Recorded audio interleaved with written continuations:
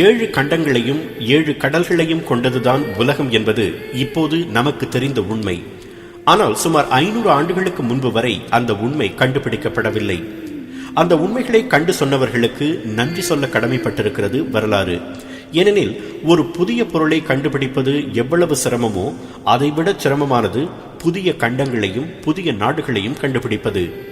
அதனை துணிந்து செய்த ஒரு சிலரில் முக்கியமானவர் இந்தியாவை கண்டுபிடிக்க கனவு கண்டு கடைசியில் அமெரிக்காவை கண்டுபிடித்த கிறிஸ்டோபர் கொலம்பஸ்.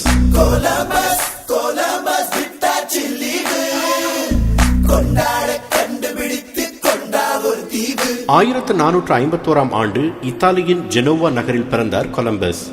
சிறு பிள்ளைகளுக்கு எத்தனையோ கனவுகள் இருக்கும். கொலம்பஸ் கண்ட கனவு என்ன தெரியுமா?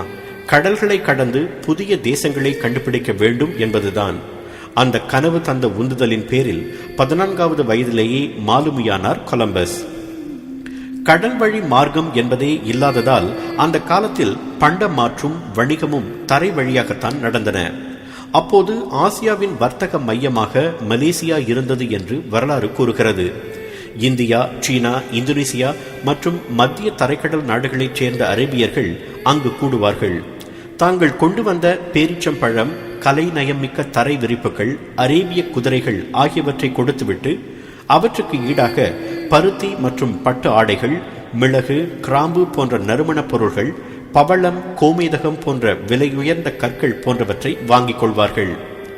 அவற்றை ஒட்டகங்களின் முதுகில் ஏற்றிக்கொண்டு தரை மார்க்கமாக சீனா, ஐரோப்பாவை கடந்து இத்தாலியின் வெனிஸ் நகருக்கு கொண்டு வந்து விற்பார்கள். ஐரோப்பியர்கள் தங்கம் கொடுத்து அவற்றை வாங்குவார்கள்.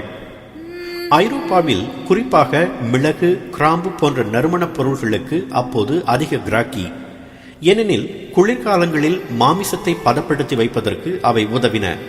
அந்த நறுமணப் பொருள்கள் அத்தியாவசிய தேவை என்று உணர்ந்த ஐரோப்பியர்களுக்கு அவை இந்தியாவிலிருந்து வருகின்றன என்று தெரியும். ஆனால் இந்தியா எங்கு இருக்கிறது என்பது தெரியாது. எவ்வளவு காலம்தான் அரேபிய இடைத்தரகர்களுக்கு தங்கத்தை கொடுப்பது என்று எண்ணிய அவர்கள் இந்தியாவிற்கு கடல் வழி மார்க்கம் கண்டுபிடித்தால் அந்த பொருள்களை நேரடியாக பெற்றுக்கொள்ளலாம் என்று நினைத்தனர். அப்படி நினைத்தவர்களுள் ஒருவர்தான் கொலம்பஸ். 1476 கொலம்பஸ் கடல் வழியாக ஐஸ்லாந்துக்கும் இங்கிலாந்துக்கும் சென்றார். ஆனால் ஆசியாவுக்கு கடல் வழி மார்க்கத்தை கண்டுபிடிக்க வேண்டும் என்பதுதான் அவரது தணியாத ஆர்வமாக இருந்தது. தனது முயற்சிக்கு உதவுமாறு அவர் இங்கிலாந்து மற்றும் போர்ச்சுகல் அரசாங்கத்தை கேட்டார். ஆனால் அது வீண் முயற்சி என்று நினைத்ததாலோ என்னவோ அந்த இரு அரசாங்கங்களும் உதவ மறுத்தன. கடைசியில் அவருக்கு கை கொடுத்தவர் ஸ்பெயின் தேசத்தின் ராணி இசபெல்லா. கொலம்பஸுக்கு தேவையான அனைத்து உதவிகளையும் செய்ததோடு அவர் கண்டுபிடிக்கும் எல்லா புதிய நிலங்களுக்கும் அவரையே ஆளுநராக நியமிப்பதாகவும் உறுதி கூறினார் ராணி இசபெல்லா. அது மட்டுமல்ல, புதிய தேசங்களிலிருந்து கொலம்பஸ் கொண்டு வரும் சொத்துக்களில் 10ல் 1 பங்கை அவருக்கே கொடுப்பதாகவும் உறுதி அளித்து அனுப்பி வைத்தார். 1492 ஆண்டு ஆகஸ்ட் மாதம் 3ஆம் தேதி தனது 41ஆம் வயதில் தனது கனவை நோக்கி புறப்பட்டார் Columbus. Santa Maria, Nina, Pinta என்ற 3 கப்பல்களில் 100 ஊழியர்கள் அவருடன் பயணித்தனர். சுமார் 2 மாதங்கள் நிலத்தையே காணாமல் கடலில் அலைந்த கொலம்பஸுக்கு அக்டோபர் 12ஆம் தேதி நிலம் கண்ணில் பட்டது. இந்தியாவையே கனவு கண்டு கொண்டிருந்ததால் தான் இந்தியாவை அடைந்து விட்டதாக எண்ணி புலகாகிதம் அடைந்தார் கொலம்பஸ். ஆனால் அவர்கள் நங்கூரமிட்டது இந்தியா அல்ல, வட அமெரிக்காவின் பஹாமஸ் தீவு என்பது அவருக்கு அப்போதும் தெரியாது, இறந்த போதும் தெரியாது என்பதுதான் விசித்திரமான உண்மை.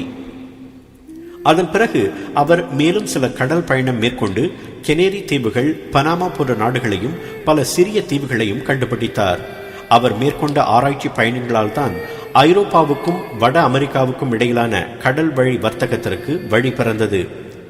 பல தேசங்களை கண்டுபிடித்த களைப்பிலும் ஸ்பெயின் திரும்பிய கொலம்பஸ் 1506ஆம் ஆண்டு மே 20ஆம் தேதி தனது 55வது வயதில் காலமானார்.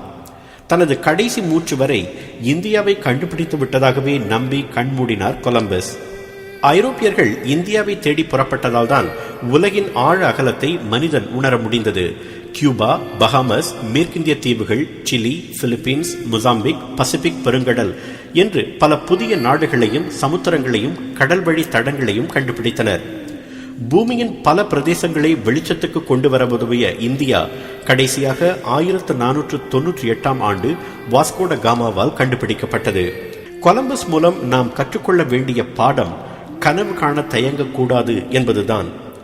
உலக வரலாற்றின் எந்த பக்கத்தை புரட்டினாலும் ஓர் உண்மை மட்டும் மாறாதிருக்கும்.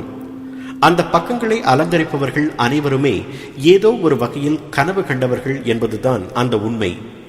கனவு காண துணிந்தவர்களால் தான் சாதித்தும் காட்ட முடிகிறது. உங்கள் கனவு உங்கள் எதிர்காலத்தை நிர்ணயிக்கும். கொலம்பஸ் இந்தியாவை கண்டுபிடிக்க கனவு கண்ட போது எத்தனை பேர் அதனை பகற்கனவு என்று எள்ளி நகையாடியிருப்பார்கள். உங்கள் கனவுகளையும் பகற்கனவு என்று சொல்பவர்கள் இருக்கத்தான் செய்வார்கள். அது இயற்கையின் நியதி, உங்களால் மாற்ற முடியாது.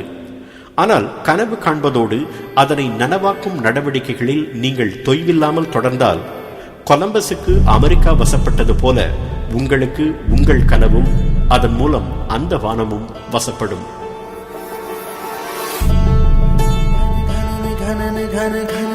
வானம் வசப்படுமே.